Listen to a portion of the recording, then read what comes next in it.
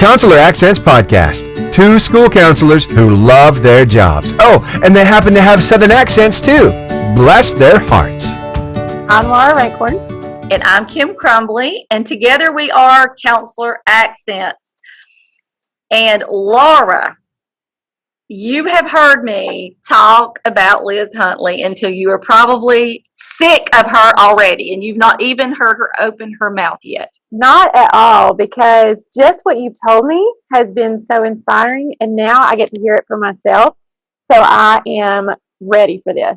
We are so excited to have Miss Liz Huntley. I'm going to tell a little bit about how she came into my view, into my world. But Liz, thank you for coming on this morning. It's early. Our school has not, we're just cleanup day. We're just cleaning up here today and getting ready to get out of here. And so this is early in the morning before school has even started. So we thank you for meeting with us this early. And we know you are so busy, but thank you, Liz, for coming on. Tell us a little bit about you, what you're doing right now. Yes, so I am a lawyer by trade, a child advocate by triumph is how I like to describe myself, because I do wear many hats in that space, as both a lawyer in my state and as a child advocate. But basically, I practice law at Lightfoot Franklin White. I do a lot of work with governmental agencies that serve family and children, so that tends to be my wheelhouse, although I do traditional legal practice stuff as well. And married with three beautiful children, one that graduated from college, and one that's from Auburn, and one that is a rising sophomore at Vanderbilt, and a 6-year-old who's graduating kindergarten next week. I love that she has such a wide range there in age of her students. So and I love teachers so much that I married one. So now I did not know that part. I did not know that. So that's a little bit of a surprise. And you're hitting the Tennessee with Laura, the Vanderbilt, and of course Alabama. Roll Tide there, and War Eagle. So okay, because I was like, wait a minute. I went to Auburn for undergrad, and I serve on the board of trustees there now. And I went to Alabama to law school, so I serve on the board of governors there. I serve both schools, give money to both places. So, and money to Vanderbilt. So I'm making my rounds. We'll see where AJ goes. Well, we love to have rarely do we have an Alabama folk with us. Rarely. So we are thrilled that you will be able to understand us. And we will not have to go in and translate our Southern slang. We won't have to do that. So let me just say, Laura, that my work husband, my principal, I call him my work husband. That's funny.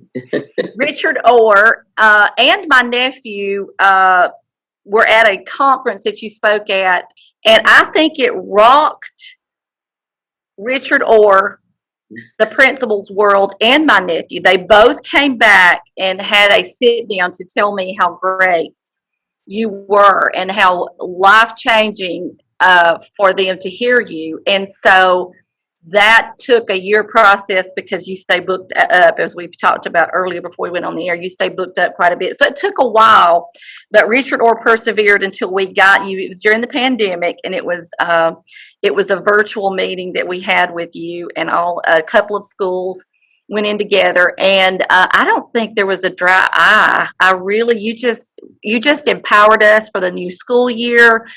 And things that you said, we reminded each other as educators as we were working through that with our students and the different trauma and the different situations. And so thank you for this year. And that was our inspiration that helped us get through. And none of the educators who heard you at the beginning of our school years forgot what you said. So thank you. Thank you so much. Thank you. It's always my blessing to be with the educators. So I get way more out of it than you guys. Oh. Kim, I'm taking the talking stick from you now, and I'm giving it to Liz because I don't want to hear any more from you. I want to hear from her. I want to hear from Liz, too. I'm not even angry for your smart aleck attitude this morning. Drink your coffee. Hey, have you had coffee? So, Liz, we're going to turn it over to you because we would love to hear your story and anything that you have to share with our listeners. Yeah, sure. So, in addition to practicing law, I also am the co-founder and president of the Hope Institute. And at the Hope Institute, what we do is we help schools build a culture of character in their schools. And we've been in existence for nearly 4 years. We've served over 100 schools, which has touched nearly 50,000 students in the state of Alabama. And I'll tell you a little bit about why founding that organization was so sort of a full circle moment for me in my advocacy work, because it was a direct way for me to be able to help schools make the impact on the lives of children the way it happened for me. So yes, I'm a lawyer and do all of this cool stuff now and have this beautiful life with my family, but I was born into a home where my parents were drug dealers. My mom and dad were drug dealers. And when I say drug dealers, I'm talking the real deal, like heroin, marijuana, all of that stuff. And we lived in Huntsville, Alabama, which is an urban area in Alabama.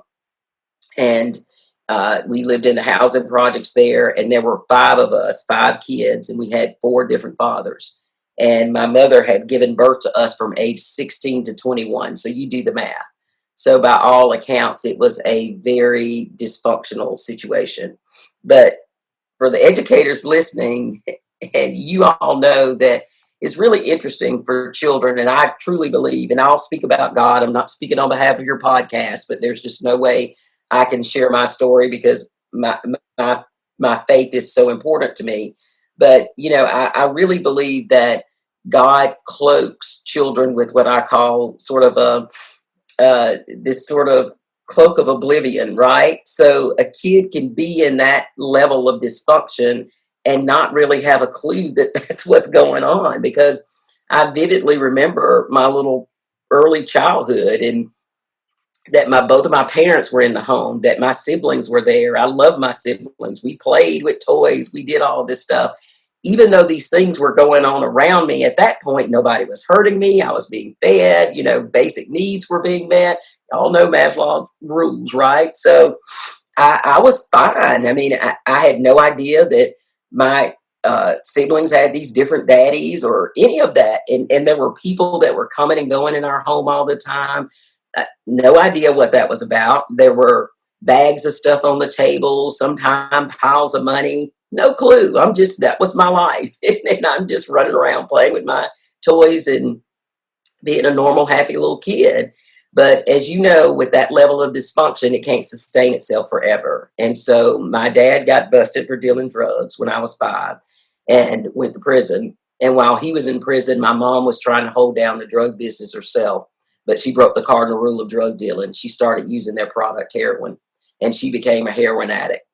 And for reasons unknown to me to this day, one day my mom just packed up our clothes, and it was the end of the summer, so it wasn't unusual for us to go visit a grandma or cousins or whatever. And she took me and my younger sister to Clanton, Alabama, to the housing projects where my paternal grandmother lived, my dad's mom. She took my middle sister to a town near Birmingham called Hueytown. And then she took my oldest sister and only brother back to Huntsville, arranged for them to be with her sister. And she went back to that housing project, took out a gun, and committed suicide.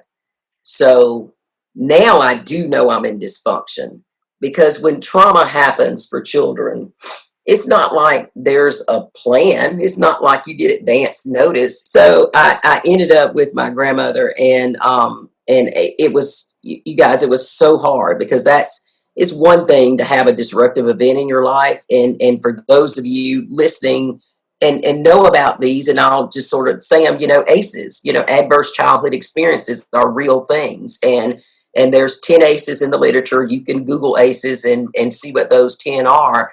But I want to share that once that spiral effect of dysfunction went into high gear for me, when I moved in with my grandmother, I experienced 9 of the 10 ACEs that children experience. 9 of them.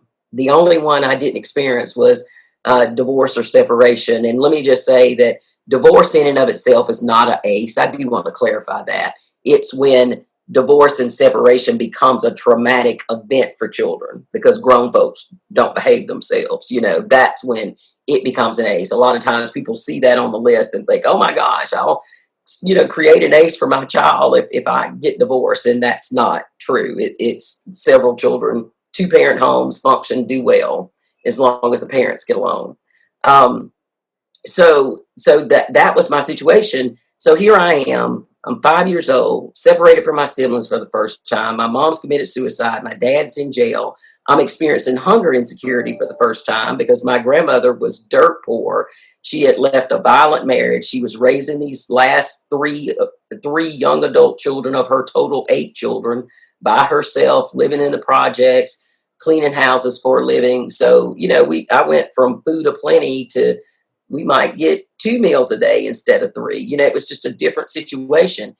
And guys, if that wasn't enough to deal with, within a month of me moving into that home with my grandmother, one of her young adult sons started to sexually abuse me on a regular basis. So when I say I know what it's like to be in darkness, I know what it's like to be in darkness. And I interviewed some ladies that knew me during that time, and I was curious. And I went back and I asked them, I said, what was I like during that time when I moved in with my grandmother? And I remember one lady, Miss Polly, saying, oh, sweetie, it was so sad. It's like when you moved in, you were torn up by your mama's death. Is what she assumed it was, right? And she said, you just didn't make eye contact with folks. We used to have to tell you to speak up, to talk, and you just went into this shell. She said, but baby, eventually you just snapped out of it. You just snapped out of it and everything was fine. And now look at you. You're all successful and a lawyer. And you guys listening know that's not how it works, right? No, as resilient and tough as a 5-year-old can be, you don't have the ability on your own to just snap out of that level of traumatic experiences. And so what literally happened is that God used education to save my life. I'm not talking about using it to give me a better quality of life. That happened. But he used it to literally save my life. Because by way of background, in our neighborhood at the time, we were going through the early stages of integration. We were a few years in. Tensions were still high in the community. And there were some ladies at a local Union Baptist church that said, you know what? We want to make sure our kids are ready to go to school when they go across town. So let's open up a preschool. We didn't have kindergarten available in public schools at that time. And so they opened up this kindergarten program at this church. They hired some of the Black teachers that had lost their jobs in integration, and they got a community action grant, and they partnered together with the church to use their fellowship hall for this preschool. And those of you out there that know me know how passionate I am about working to provide access to high quality pre-K to all 4-year-olds here in the state of Alabama, and advocate across the nation for it. Because let me tell you what a game changer early intervention in educators can be for a child. So this condition that I'm in, I get up and I go to that school that morning. And I remember walking down there like it was yesterday. I mean, it was a small community. Everybody knew everybody's business. And I'm just ashamed of my whole situation. I mean, everybody knows my mom was a drug addict, had committed suicide. They knew my dad was in and out of jail. That we were so dirt poor, the kids made fun of us. And I had no idea how these people in the school were going to react to me. And I was scared. Sometimes kids of trauma go and experience secondary trauma when they're in a school system that doesn't provide them with the things that they need. And I know educators don't intend to do that. And that's why it's just been my mission to bring awareness to the culture of a school and its impact of a child and on the children in the school, not to mention the staff and the faculty and the whole atmosphere, right? So I get down to the school, and my very first point of contact was Mr. Willie. Mr. Willie was a retired guy, deacon at the church, who had volunteered his time to help the kids safely get across the intersection for the school. And I walked up to the door, and I'll never forget, he looked at me with this big smile and he said, well, hello, young lady, welcome. Now, you guys, that kind of stuff, educators, they do it all the time. They see their kids out and they do this warm, inviting welcome. And what they don't understand is it's therapeutic. Like the power of those positive engagements are so much more than just saying hello and properly greeting somebody. When a child is connecting with an adult and they got this story behind their eyes with so much trauma and anxiety and other things, it's like therapy. And so that broke the ice. I walk on into the school. I don't know what to do. I'm standing at the top of the stairs overlooking the room. And I remember I kind of cracked a little bit of a smile because this room was so beautiful to me. I mean, y'all know what I'm talking about. I don't know how teachers do it. They can take $25 and turn a room into Disney World. I don't know how educators do that, but they do. I think they're all Martha Stewarts at heart, but they can. So, I mean, it is, I go in and they got these little bitty desks that were just my size and all these age appropriate workstations, and it's bright and colorful and clean. And I kind of smile because regardless of what quality of infrastructure you have for your school system, don't ever forget that sometimes that building that you think is run down and need to be replaced and has all of these problems might be the nicest place a child is for the 9 months out of the year of their life. So never forget that it's a haven for some children. And they notice that you've spent this time to create this beautiful environment for them to be in, and they appreciate it. They just don't know how to express it, right? Yeah. So I kind of smiled. But when those preschool ladies came up to me and they put their arm around me and they said, "Come on in here, baby," I almost cried, because for the first time in my little fragile life, I felt the nurturing touch of an adult, and I melted under it, literally melted under it. Guys, I cannot tell you how much I needed that. And so not only did they do that, but they got down on their knees and got close to my face and made eye contact with me and called me by my name in this positive way. And, you know, you think about that. If you're in an environment, I mean, my grandmother, I would love the woman to the day that I die, but she was a hard taskmaster. She had a hard life. And so everything was about meeting needs, right? Everything was about, "Elizabeth, wash the dishes. Elizabeth, go to bed. Elizabeth, do this." I mean, in a firm voice, there wasn't a lot of nurturing. And then I get to this school and I'm hearing my name like this: "Elizabeth, great job. Elizabeth, I knew you could do it. Elizabeth, I'm so proud of you." And educators do that stuff every day. And what they don't understand is the power of that stuff. It is so extremely powerful. Now, the flip side to that is if you're yelling and snapping at a kid, then they're just experiencing trauma all over again. But I was blessed. I was so blessed that I was in that nurturing, loving environment. And so I figured out real quick that if you do really smart stuff, like all those worksheets and paperwork things, that those ladies would really love on you. And if you do really, really smart stuff, those ladies would give you prizes and stuff that you could take home. So I thought, well, shoot, this is a pretty good gig here. You know, all this academic reading stuff, and they're going to give me prizes and shower me with all this love. I loved it. And so I walked into that building, this withdrawn, slumped over child, and I walked out of that building with a smile on my face and had done so much smart stuff that I ended up being valedictorian in my kindergarten class. And I wasn't even trying to be valedictorian in my kindergarten class. Kids don't have any idea about academic excellence and getting a solid foundation. I was literally just responding to the love. I was responding to the love in that classroom. I get frustrated when we don't talk about the word love in a school environment, because we can call it whatever we want to call it, but at the end of the day, it's love. It's caring for somebody. I mean, I think teachers, it's certainly mission work to me. I mean, I think it's a calling, because, and I know you ain't doing it for the money. I'm married to a teacher. I see his paycheck. Nobody's trying to get rich being in the education world, but it is such a calling on your life, because there's only two institutions on the face of the earth where their sole purpose, the only reason they exist, is to impact the lives of human beings and how they grow and develop as adults. One is the church. The only reason the church exists is to pour into the lives of human beings and shape who they become as individuals on this earth. And the second place is the school. That's the sole purpose of the school, is to pour into the lives of young people that shape who they become as adults.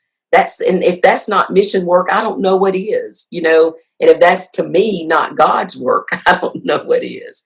So that was so life-changing. Now, if you'll indulge me for a couple of seconds to have a little bit of a science lesson here. I told you about these ACEs and these traumatic experiences and how I was experiencing 9 of the 10 ACEs. Well, we also know in science that when by the time a child reaches age 6, 95% of their brain is developed. And I don't mean the cumulative information for the brain. I'm talking about the actual organ. I mean, that organ has to develop the same way a heart, lungs, all of those other things have to develop. And so during that time period, when kids are experiencing trauma, as that brain is developing, the result of that trauma can actually stunt and alter the proper development of the brain. Particularly, we've learned in science, the frontal cortex of the brain, which is your executive function. That's where you process information, you make decisions, you decide, you try to decide how self-regulate and how you respond to people. I mean, if our rooms were to catch on fire right now, everything that we would do with all the processes would happen in the frontal cortex of the brain. So when a child's frontal cortex of the brain is stunted because of trauma they experienced before age 6, and that stunt of growth, it becomes permanent. Well, now that child has a challenge in properly processing regular executive functions that has nothing to do with the child.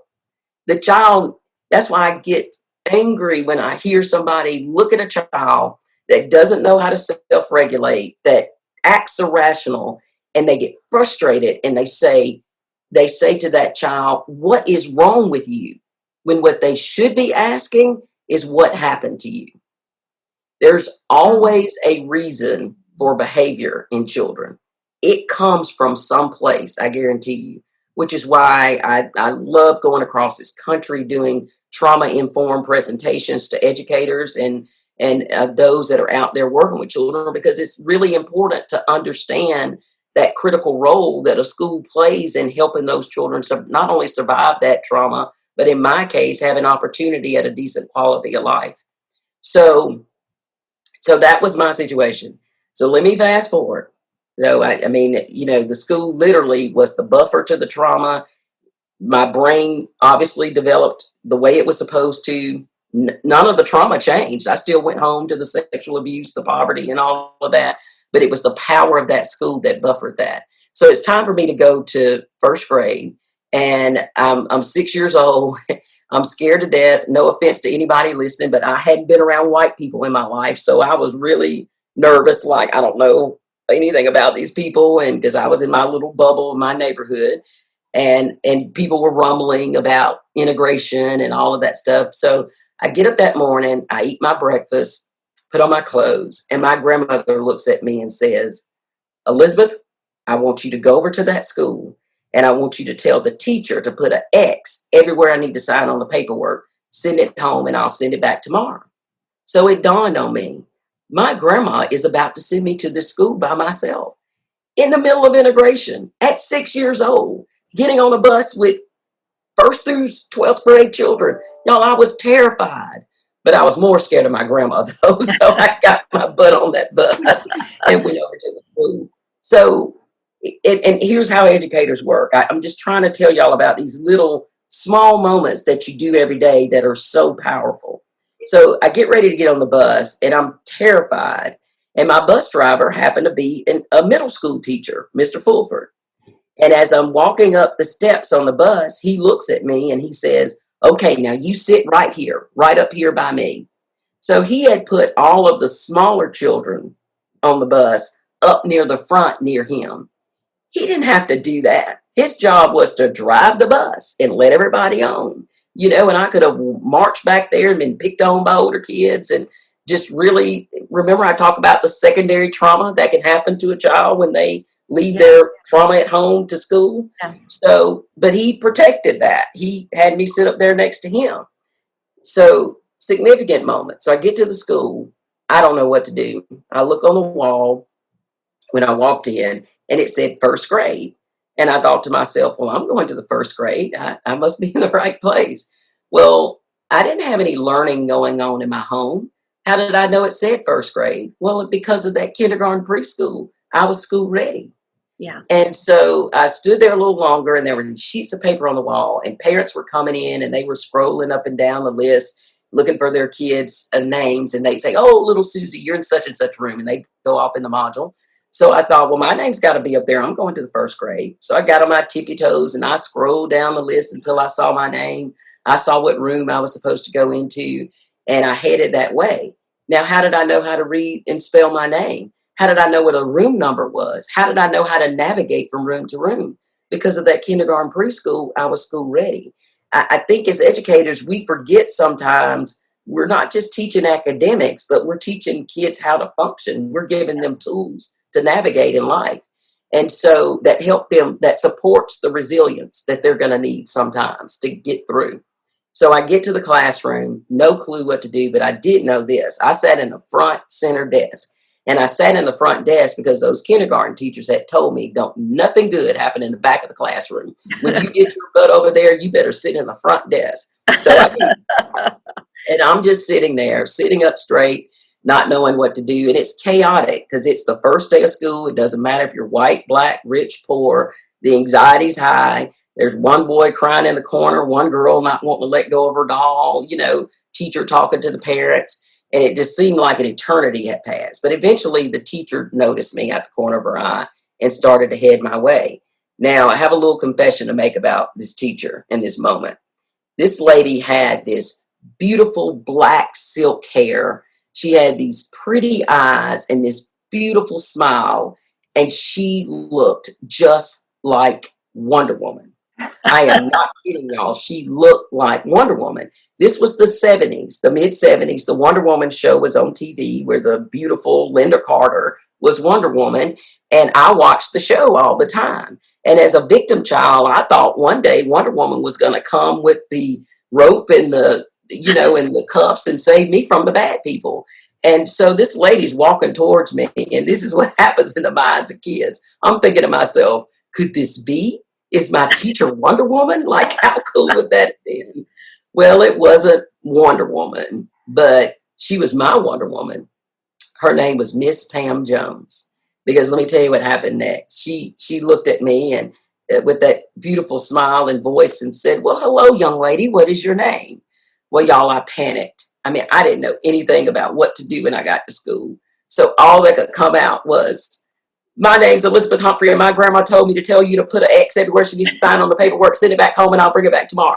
I just, I had rehearsed it over and over again. And so she paused. Now, you all listening know that so many things could have happened in that moment. So many things that could have changed the course of time. And I could not be here talking to you today. Miss Pam Jones could have called child services. Loved my grandmother till the day that I die, but she was wrong to send me to school that day by myself. Miss Pam Jones could have said, I don't have time to deal with this. You need to go to the guidance counselor, Miss Charlotte, and let her figure out what to do with you. She could have done that. You folks, this is a counselor podcast. Y'all know what would have happened in that scenario, right? I mean, Yes, child services, 72-hour hearing, big major traumatic event. Or she could have done the worst thing that could have happened to me. She could have been one of those educators that brought their personal bias into the classroom with them. And I'm not talking about race. When you say bias, people immediately think about race. But there are educators sometimes that have biases against children because of their religion, their faith, who their parents are, who their sibling was that came before them, if they had issues with that child, instead of sizing that individual child up for who they are and taking them individual by individual. And she could have been one of those biased type teachers, but she wasn't, because instead she assessed that situation. And Miss Pam Jones realized my glass was actually half full, not half empty. Because in observing that situation and looking at me, not the circumstances, she saw a brave child. She saw a resilient child. She saw a child with a lot of potential. And in seeing that, with tears in her eyes, she bit down close to my face and said, "Elizabeth Humphrey, you're going to be the smartest student I ever have." Now, if educators don't believe what they do is powerful mission work that pours into the soul of children, they clearly don't understand their profession. That was a life-changing moment for me. I mean, for her to do that and say that, now I'll be honest, I was only 6, so I thought it was a little weird that the lady was about to cry.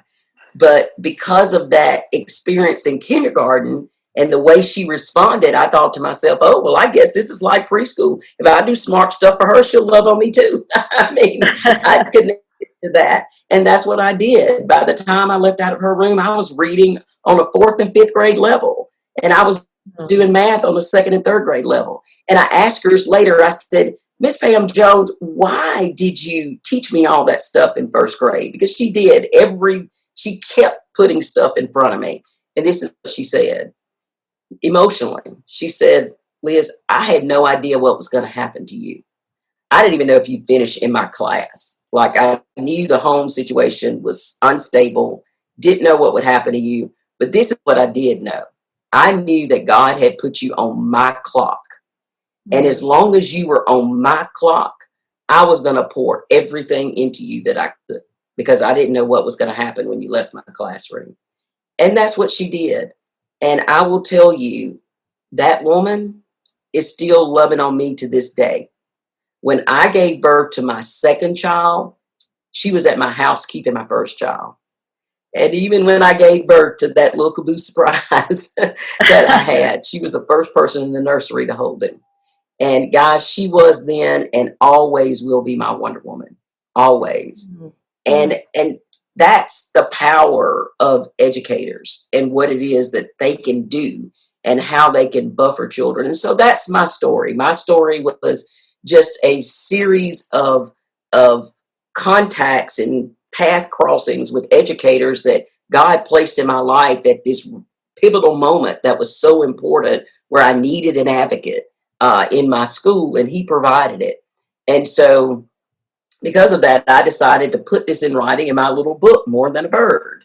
And I wrote the book not because I didn't even write it for educators. I wrote this book on a 6th grade level. We use it in schools for Unify You rallies and things like that. I wrote the book telling my story of all these educators and different ways in which they impacted my life on my journey through K-12, to be able to show students that no matter what your circumstance is, as long as you walk into a school building, you have an advocate. Yeah, are there some bad apples in the barrel? Absolutely, but you're not going to walk into any school building in this nation or in this world for that matter, and not find somebody that's an advocate for children. And so the book was written for kids. I had no idea that I end up on your podcast or trumping all over the country and on into Canada, telling my story and sharing this message. But God knew, he knew that educators needed this message, and that they needed this reminder to put a face, with the work and with their mission, and a real story. I mean, because the power of the human story is really powerful. And so in addition to practicing law and advocating for access to high quality pre-K for 4-year-olds, we started Hope Institute because I want every kid to experience a culture and an environment that can serve as that buffer. And then even for the kids who aren't experiencing ACEs and traumas like my children, even for them, don't you want a positive environment for them? Don't you want a loving, nurturing environment where there's a great adult culture in the school and character is instilled in kids? It's so important because even kids from affluent families and educated two parents and all of that stuff, we all need this because we are in a world that's so polarized, that has so much going on, that it is so important for us to instill good character in our kids, which is why I started the Hope Institute. So I know I've been rambling, but you asked my story. And so the rest of the journey has literally been all these collections of stories that the combination of all of them shaped me into who I am. You know, it couldn't just end with Pam Jones. Then there was Art Smith. Then there was Myrtle Littleton. Then there was Miss Huff. Then there was, you know, so just a series of educators throughout my life that were there at those key times. And then I'll just say this one last thing and I'll shut up and I can answer any questions. You know, school's about to close now. And some schools, the doors have already shut. And I want to tell you why I named this book More Than a Bird. Because it's an odd name for a book talking about educators and that type of thing. Well, when I was in the 3rd grade, I'll never forget this.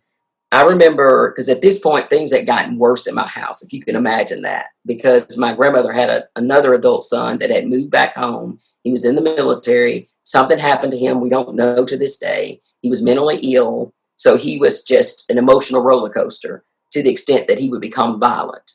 And the violence would get so bad that the child services would be called. We'd have to go to a foster home. I mean, it was a roller coaster ride. So I remember getting on the bus the last day of school, like so many kids are going to do this week. And it gets me emotional just thinking about it. They're going to get on that bus. And I remember as the bus was pulling away from the school and my school was fading in the distance, I started to cry. And I didn't just cry, I wept. And I cried because I was leaving my precious school. I was leaving the one place where no adult hurt me. I was leaving the one place where my mind was stimulated to learn. I was leaving the one place where meals were structured and provided. And I was leaving the one place where I actually felt like a child. And it hurt. For some of your kids out there, they feel like the Band-Aid's being ripped off right now as they walk out of that door for the last day of school, because school is such a buffer. And I knew that I was about to go into my environment 24/7 for 10 weeks, you know, without any intervention and not knowing what would happen from day to day. And I was so hurt, like, what did I do that now at least the one thing I have is gone and I don't get to have it anymore? So I remember going into this depression. Well, my Aunt Liz invited me to this church with her for a Wednesday night Bible study a couple of weeks after that. And I went not because I wanted to go learn about God. I mean, I had gone to church every Sunday with my grandmother. I didn't really have a real interest. I went because it got me out of my house at night. So I go to this Bible study with her. New little church in the community. And the preacher said, well, I want everybody to get your Bibles out. And if you don't have one will be provided to you. This is Bible study. And that was different for me. Nobody had ever asked me to read the Bible. But because of school, I could read. And I could read well. And thank God I could read well. They handed me a King James version of the Bible. so they give me this Bible. And we're reading all these stories, and I'm experiencing something that I'd never experienced before. It's this emotion called hope. I'm experiencing hope because I'm hearing about this God that all these people had gone through these terrible things, and this God brought them through and sustained them. And you know, and I'm just fascinated. And we ended that night with the story of Joseph. Now, you educators, let's do a modern day family analysis of Joseph. For those of y'all that don't know the story, Joseph was the baby of 10 brothers, and they had 3 or 4 different baby mamas, and 2 of the baby mamas were sisters. Y'all, that was a hot mess. And there was all this tension and dysfunction kind of going on. And Joseph was Daddy's favorite. Daddy made a big deal out of him being favored, giving him a coat of many colors. And then this boy has a dream and he's bragging that all the big brothers are going to bow down to him. And those guys get so mad at him that they end up taking him off and selling him into slavery and then going back and telling the daddy that he got killed by an animal.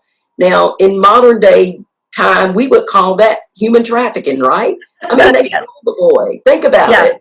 I mean, it was just, think how traumatic all of that is. Talk about child traumas, right?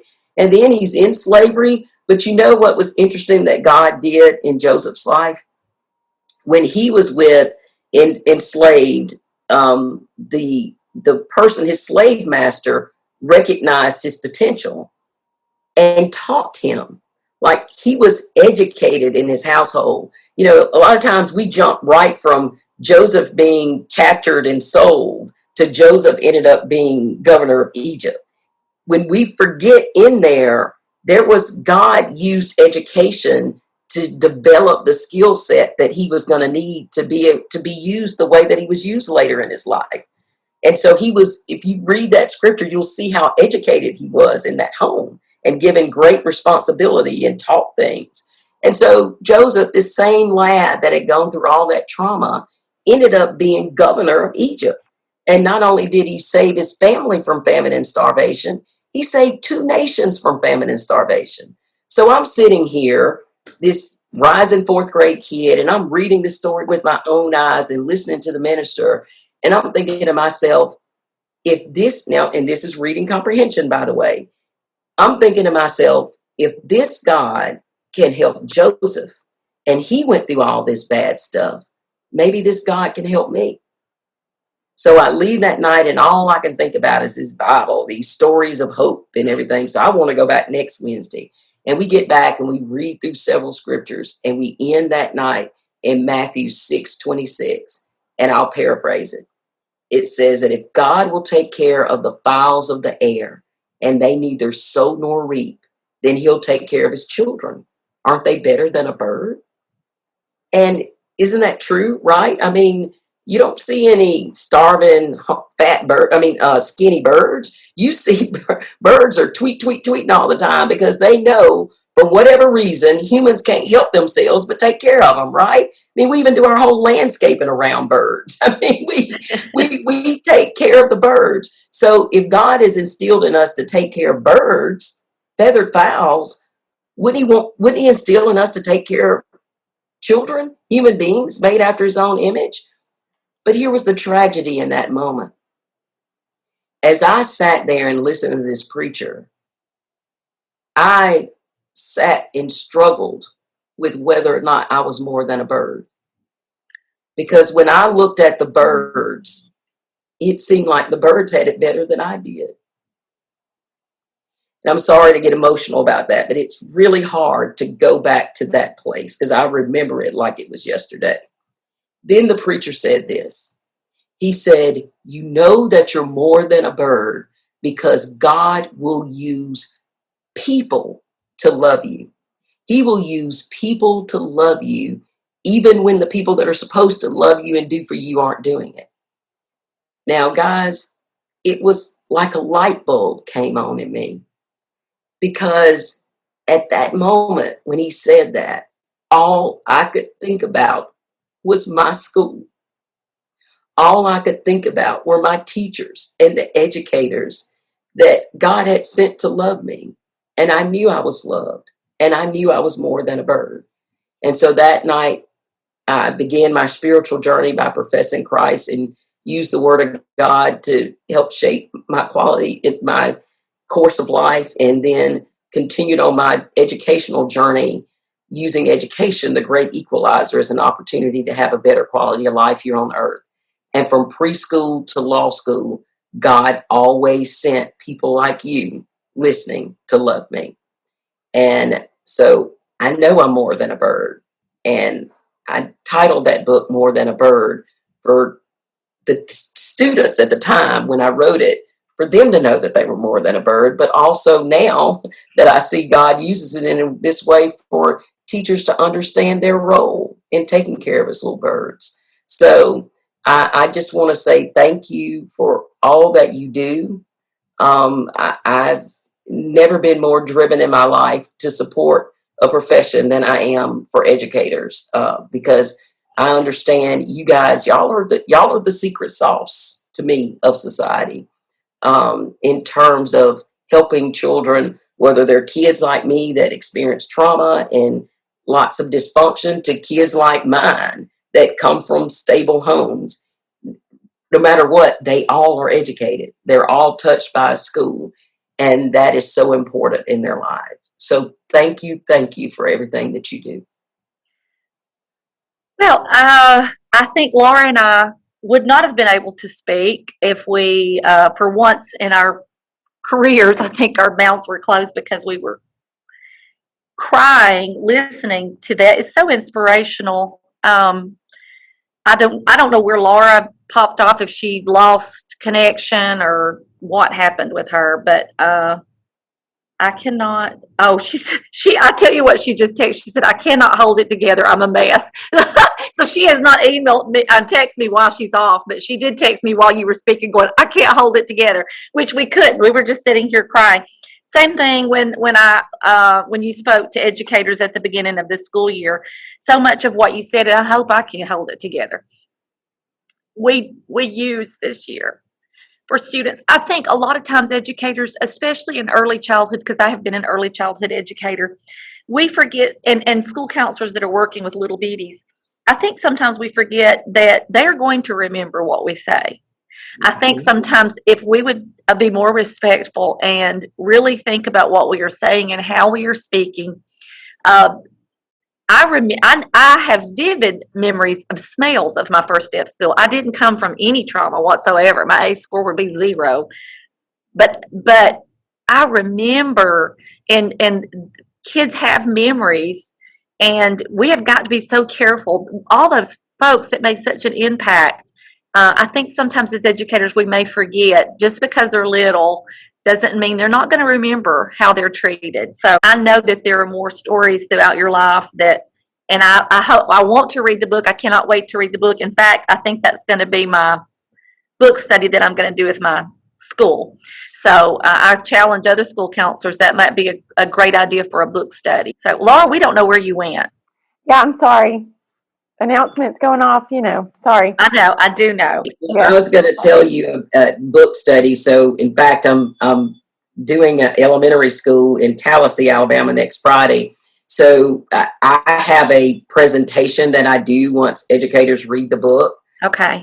That is sort of I don't know what you want to call it. I call it Know the Story Behind Their Eyes. And so we sort of take a deep dive into practices that I've learned from surveying schools and through Hope Institute and the work that I've done across the country that are sort of effective practices, and celebrating some of those in their schools to just sort of take a reflection journey down what they gathered from the book and how some of those practices can be implemented in their schools. And like I said, I've got one next. And now with Zoom, it used to be that I couldn't get to all of it because of I'm one person and I can't physically get there, but with Zoom, and now I'll go to them in person, but because they're a couple hours from my house, but with Zoom, I've been able to do that just all over the country, and it's been a blessing, because it's one thing to read the book, then it's a whole nother thing to be able to have this very deliberate, intentional, intimate book talk,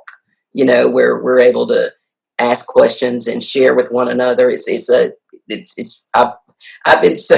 I leave getting so much more out of it than the teachers, because they start to open up with each other and talk about their challenges, because every school building is different. I mean, you have different demographics, you have different cultures. I mean, it's just different when you walk into each school. And so that's been a blessing. So I'm certainly willing to do that if anybody is interested. Well, I'm raising my hand. So before any of our other listeners get involved in that, I'm raising my hand because I want to order that for all of my teachers and do a book study. Can you explain the Hope Institute to our listeners? Yeah, absolutely. So what we do is a school comes to us with a team of 4 to 5 leaders in the school, and they're educators, counselors. It has to be at least the vice principal, if not the principal. We prefer the principal. Because if your leaders aren't on board, then we all know how that goes, right? And so those teams come, we're housed at Sanford University, although we've got sites across the state now. They come for a 6-session leadership academy with the Hope Institute. And in that academy, they hear from, and I'm talking the top character education people in the world. I mean, that we have that come. They get their books, they do book studies, so they can really take a deep dive on what it means to build a culture of character. Because we know that when you have that kind of a culture, I know that most educators are concerned about their metrics. They're concerned about their test scores and their attendance and all of those things. And what we've learned that when you make focusing on the culture of the plate, the rest of it fixes itself. We've got example after example of schools that have been in the Hope Institute that now their discipline is down 80%, or their fights are down, the attendance is up, the morale of the teachers is better, because now they make jokes. They say, y'all are trying to make us the Chick-fil-A of schools, right? And because if you start with how people interact with each other and having a standard of excellence in character, the rest of the stuff is going to happen. I mean, it's just sort of a natural thing. And so they do these 6 sessions, but the secret sauce to our program, I believe, and it evolved with our first executive director, not because we thought it up when we first started this, is you all know that professional development is only as good as the executor, right? When they leave the building. I as a lawyer, I have to do continual professional development. And you hear stuff and you get all fired up about it, and the materials are incredible, the speaker's incredible, you're so inspired. Then you go back to your school and life happens, meeting after meeting and stuff after stuff. So there's never really that time to really implement what you've learned. So what we do is not only on these 6 sessions do they have a whole day with us where we feed them a great breakfast, they get to eat an actual lunch without interruption, a nice hot lunch. But they also have a lot of teamwork time where they're not at their school site. They can focus and they can actually start to think about, how do we integrate this into our school? And then each school has its own, what we call a facilitator, which is a retired principal. So there's somebody that's been in their shoes and has done it well themselves, that will go onto their campus. And that's looked different this year because of COVID. But will go onto their campus and actually help their team, their Hope Institute team on site, to really figure out what's going to work for their school. Because there's no one size fits all for schools. It just doesn't exist. I mean, in reality, each school's different in their needs. You might have a school that needs to focus more on resilience, because of the circumstances of their students. And you may have a school that may want to focus more on integrity, depending on their student population. So, and we use the 11 principles from character.org as our framework in terms of giving them a rubric and a guide on how to develop what it is they need to develop in this culture. And we've had several schools. In fact, one was just announced a couple of weeks ago that have now been designated as National Schools of Character. By character.org, because of their work and what they're doing with their students and what's going on in their schools. I know there was one school in Tuscaloosa, Alabama, middle school. I remember going in there. They did the book study for the kids, because normally middle schools will do a book study with my book for the kids. And I went to visit with the kids, and I remember going in that environment and thinking, oh my gosh, it was just kind of cold, and the teachers seemed angry, and, the kids were a little disruptive. I mean, it really, it bothered me the whole time when I left, from the presentation. Fast forward 3 years later, that school's been in Hope Institute. I walked in there for another event that they were having. There were kids meeting me at the door with blazers on and the school crest that were ambassadors of the school, and they were pleasant. They had all these positive affirmations everywhere. The office atmosphere was different. Like, everything had changed about this school. And they were doing the amazing race that from the Clark Academy. So I served as one of the interviewers interviewing the kids to get them ready. And one of my questions was, what do you like about your school? And it became so consistent that I started doing tally marks on my paper to get a percentage of the kids that said this. They all came out the gate with, I know my teachers love me, or I know my school cares about me, or I know they care about us here, or I feel loved, or that was, some kids like, some of them, of course, really liked the PE teacher. He was the rock star in the building, but it was still about love, right? It was about caring and feeling loved in this environment. And it just blew my mind. I was like, just this, the teachers all really wanted things to be better, but it was just a matter of figuring out what's the recipe that works for us, because it's in our hearts. We just don't know how to do it. So we don't do any magic in terms of inspiring something that's not already there for those schools that come to us. We just help them figure out how to do it, right? Yeah. And because there's so many tools. I mean, if you Google character education, there's a gazillion different boxes of stuff that you can order to try to implement a character program, when really it has to fit your culture, your type of students, for it to be effective. So there's no one size fits all. So that's what we do. And it's a 3-year program. We ask for a 3-year commitment. So there's a year 1 for the cohort, a year 2, and then a year 3 when they graduate out. And then some of those leaders go on into our fellows program. So it's really been an incredible experience. The success I've seen in those schools, it's my social justice, right? Like, there were many things in my life that when I was growing up where people didn't do it for me, but now I get to do it for other children. And like going into that middle school in Tuscaloosa and seeing that transformation, I'm like, oh my God, like God starting of the Hope Institute to be there, that resource for that school that's now changed that whole school experience for those kids. It's humbling and it's incredible. Wow. I want to be a part of that. Me too. How do we sign up? Is there an application, interview? What do we have to do? Absolutely. So for you Huntsville people, we're actually going to have a site in North Alabama this year. Listen, I'll travel wherever. You tell me and we'll get there. Yeah. You're really good at hopping a plane.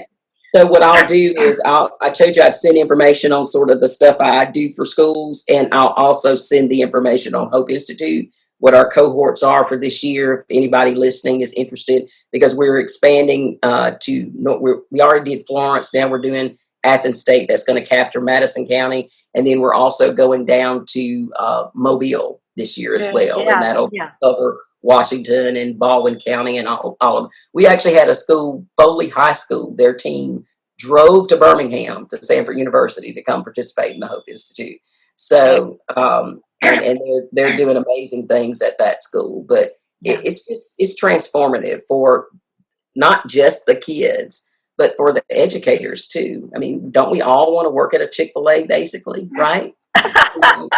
This kind of environment where people are happy to be there and they're nice and kind and, and motivated to do what they're there to do. I mean, it's important. We have actually, that's funny that you're using the restaurant analogy, because Laura and I have spoken on climate and culture, and we have actually used a little video that's out there somewhere. And it's like when you walk into a restaurant and it's like, and they don't want to help you. It's a disaster. It's nasty. And then, so we've actually used that visual, and then you walk in, it's like, can we help you?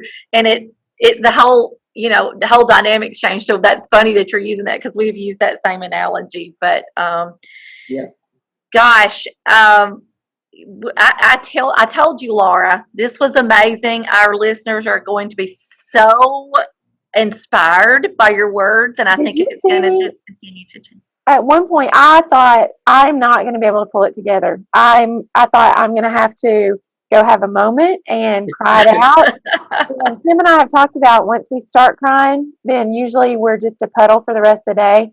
And I'm tender this time of year anyway.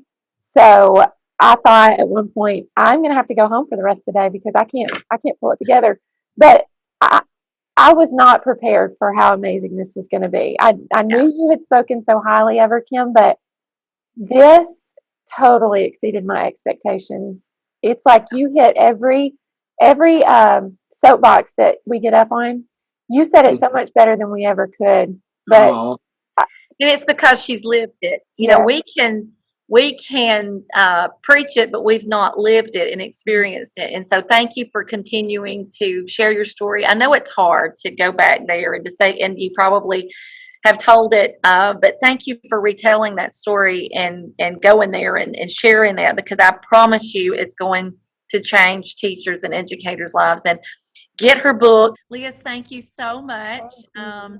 Thank you all for having me. And I'm thrilled to be a part of your podcast. I think it's great that you all have this resource for educators to be able to come and listen and hear different ideas and things that are going on out there that might be resources for them. I mean, I tell you, the most effective thing I've learned through doing Hope Institute is the networking that happens with educators and how they feed off of each other. I see that in the Hope Institute with the schools. They'll call and say, hey, how did y'all do X? And they, I mean, y'all are a profession where you're not arrogant. You're not, just where you just want to know, like, you just want to figure out the right way to do it. And if it's the buddy down the street or even next door, it doesn't matter. It's just about getting the job done so you can serve your kids well. And that's exciting. So thank y'all for having this podcast to offer yet another resource for educators to be able to go and learn how to further their mission work. Thank you. We appreciate it so much.